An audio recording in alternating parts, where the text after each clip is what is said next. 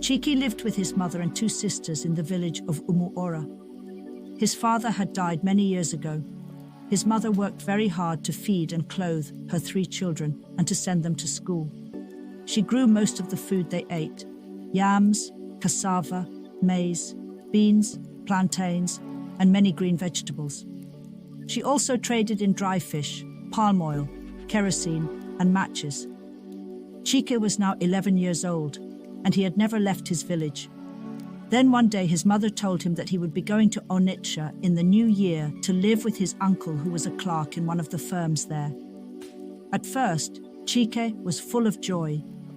He was tired of living in a bush village and wanted to see a big city. He had heard many wonderful stories about Onitsha.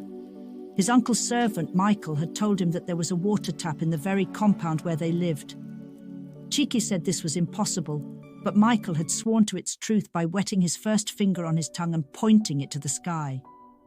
Chike was too thrilled for words, so he would no longer wake up early in the morning to go to the stream. The trouble with their village stream was that the way to it was very rough and stony, and sometimes children fell and broke their water pots. In Onitsha, Chike would be free from all those worries. Also, he would live in a house with an iron roof instead of his mother's poor hut of mud and thatch. It all sounded so wonderful. But when the time actually came for Chike to leave his mother and sisters, he began to cry. His sisters cried too, and even his mother had signs of tears in her eyes.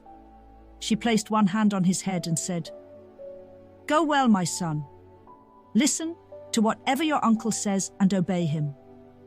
Onitsha is a big city, full of dangerous people and kidnappers. Therefore, do not wander about the city.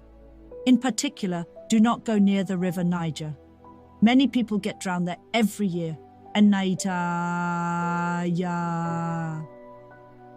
She gave Chike many other words of advice. He nodded his head and sniffed because his nose was running. Chike's nose always ran when he cried. "Stop crying," said his mother. "Remember, you are now a big boy, and big boys don't cry." Chike wiped his eyes with the back of his hand. Then he took up his small wooden box, which his mother had bought from James Okike, the local carpenter. Inside it were his few clothes and schoolbooks. "Let us go," said his uncle, who had been waiting patiently. "If we don't hurry now, we shall miss the lorry." Chike set the box on his head and followed his uncle. They were going to the main road half a mile away to take the lorry that passed by their village to Onitsha. It was a very old lorry called Slow and Steady. It always had great difficulty going up any hill.